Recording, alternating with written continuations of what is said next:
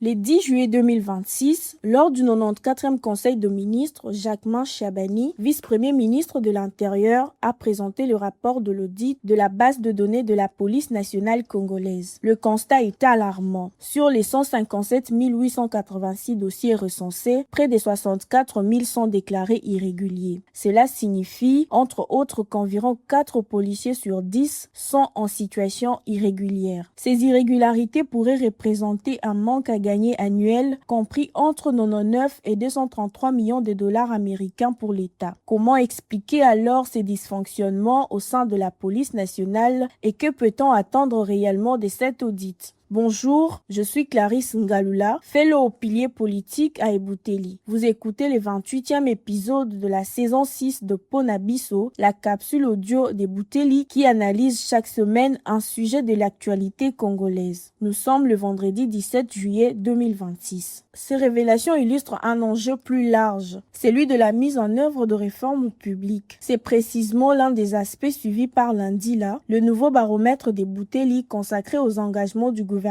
S'agissant de la police nationale, la loi de programmation de la réforme a été adoptée et promulguée le 1er juillet 2025. Cet audit révèle toutefois que l'application concrète de cette réforme demeure confrontée à d'importants défis. L'audit du fichier général de la police laisse entrevoir de failles avoisinant la moitié de dossiers contrôlés. Des policiers fantômes qui pourraient être assimilés aux agents décédés, retraités, déserteurs ou encore non enregistrés dans les fichiers officiels de la PNC. Les cumuls de fonctions et les doublons pourront aggraver davantage la situation. Pour assainir le fichier tant décrié, le gouvernement a été sollicité afin d'appuyer le processus de contrôle physique et d'octroi de cartes biométriques. À cet effet, Jacquemain Chabani a lancé le 9 juillet la phase opérationnelle de l'identification des effectifs de la police nationale congolaise. L'opération sera déployée progressivement sur l'ensemble du territoire national avec Kinshasa comme province pilote. Elle sera exécutée par la société Africa Business Agency en collaboration avec les structures de la PNC. Mais les problèmes dépassent largement la police congolaise. Plusieurs institutions publiques ont révélé des irrégularités similaires. À l'Assemblée nationale, par exemple, un rapport interne publié après un mouvement de grève de l'administration a fait état d'environ 600 agents fictifs, rémunérés par le système dit Maboko Bank, un mécanisme de paiement qui échappe souvent au contrôle. Dans d'autres secteurs, comme l'enseignement ou l'armée, les opérations d'identification ont également révélé des écarts entre les effectifs déclarés et réels. Depuis le milieu des années 1970, l'administration publique a été fragilisée principalement par la zarianisation et le clientélisme, prédateurs du régime Mobutu.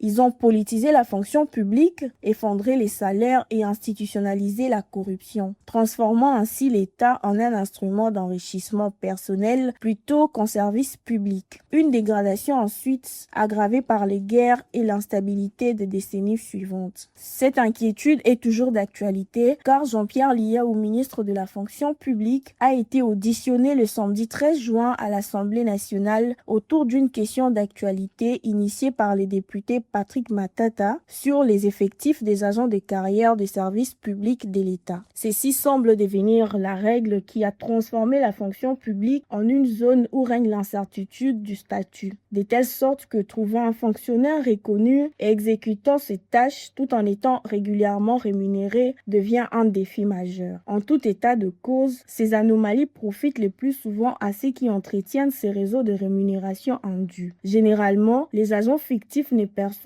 pas la totalité de sommes qui leur sont attribuées. Une partie est réservée à des personnes internes qui contribuent au fonctionnement et à la pérennisation de ces réseaux. Une question demeure. L'audit de la PNC sera-t-il le point de départ d'un véritable assainissement du fichier général de l'administration publique congolaise ou viendra-t-il s'ajouter à la longue liste des diagnostics restés sans suite? En attendant, pour recevoir Ponabiso chaque vendredi sur votre téléphone, rejoignez notre fil WhatsApp en envoyant Eboutéli au +243 894 110 542. À bientôt.